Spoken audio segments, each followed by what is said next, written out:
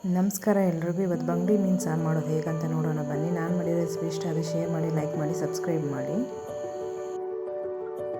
ಧನಿಯಾ, ಒಣಮೆಣಸು, ಓಮ, ಸೋಂಪು, ಕಾಳುಮೆಣಸು, ಜೀರಿಗೆ, ಮೆಂತ್ಯ ಸ್ವಲ್ಪ, ಈರುಳ್ಳಿ ಒಂದು ಅರ್ಧ ಶುಂಠಿ, ಒಂದು ಬೆಳ್ಳುಳ್ಳಿ, ಸ್ವಲ್ಪ ಹುಣಸೆಹಣ್ಣು ಇದೆಲ್ಲ ಹಾಕಿ ಫ್ರೈ ಮಾಡಬೇಕು. ಈಗ 2 ಸ್ಪೂನು ಪೆಪ್ಪರು ಹಾಕಿ ಫ್ರೈ ಮಾಡ್ತಾಯಿದ್ದೀನಿ. ಒಂದೊಂದೇ ಹಾಕಿ ಎಲ್ಲನೂ ಡ್ರೈ ಫ್ರೈ ಮಾಡ್ಕೊಬೇಕು, ಯಾವುದೂ ಆಯಿಲ್ ಹಾಕೋಂಗಿಲ್ಲ.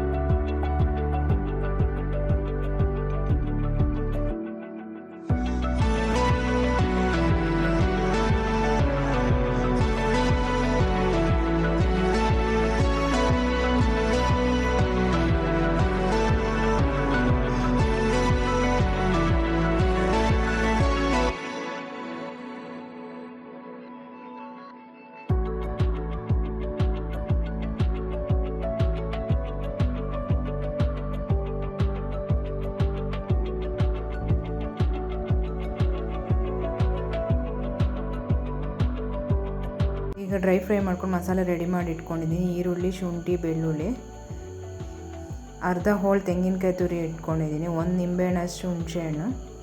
ಈಗ ಅದನ್ನ ಎಲ್ಲ ರುಬ್ಬಿ ಮಸಾಲೆ ರೆಡಿ ಮಾಡ್ಕೊಬೇಕು. ಬಂಗಡಿ ಮೀನಿದು.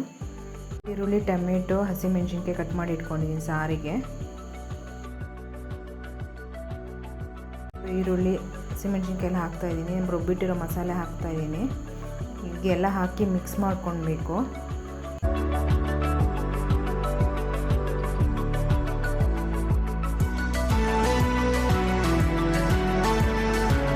ಮಸಾಲೆ ಹಾಕಿ ನೀರು ಹಾಕಿ ಮಿಕ್ಸ್ ಮಾಡಿ ಇಟ್ಟಿದ್ದೀನಿ. ಈಗ ಗ್ಯಾಸ್ ಹಚ್ಚಿದ್ದೀನಿ. ಅದು ಕುದಿಬೇಕು ಸ್ವಲ್ಪ. ಒಂದು ಕುದಿ ಬಂದಿದ್ದ ತಕ್ಷಣ ಮೀನು ಹಾಕಬೇಕು. ಇವತ್ತು ರುಚಿಗೆ ತಕ್ಕಷ್ಟು ಉಪ್ಪು.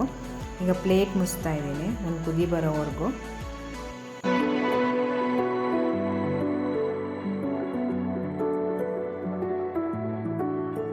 ಈಗ ಸಾಂಬಾರು ಕುದೀತಿದೆ.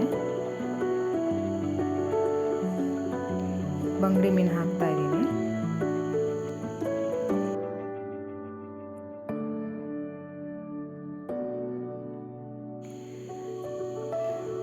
ಈಗ ಚೆನ್ನಾಗಿ ಸಾಂಬಾರು ಕುದಿಬೇಕು. ಈಗ ಪ್ಲೇಟ್ ಮುಚ್ತಾ ಇದ್ದೀನಿ.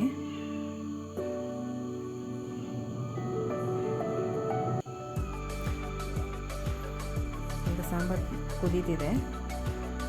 ಒಂದು 5ರಿಂದ 6 ನಿಮಿಷ ಚೆನ್ನಾಗಿ ಕುದಿಬೇಕಿದು. ಮೀನೆಲ್ಲ ಚೆನ್ನಾಗಿ ಬೇಯುತ್ತಾಗ.